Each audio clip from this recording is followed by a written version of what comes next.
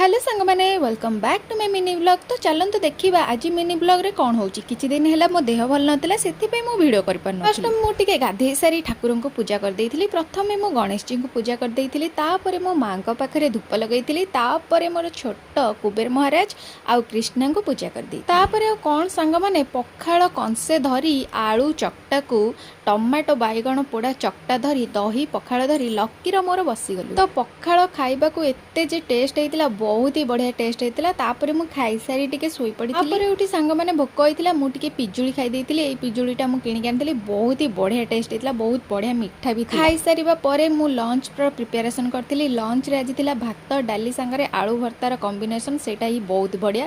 तापर आमे खाई सारी 4टा बेले सोईकी उठी सारला परे टिके चा पीथिलु। लास्ट रे मु चा पी सारिबा परे ही वीडियो करू। पीला बेले मु शॉट नवा पे भूली जाइतिली। तापर एइट देखो कैमेल गोटे नड़िया धरची, ताठारु मु जेते आनिया को चेष्टा करछि से मते रागिकरी हं हं होउची। तो एडिकी टिके एते रागी हेलानी।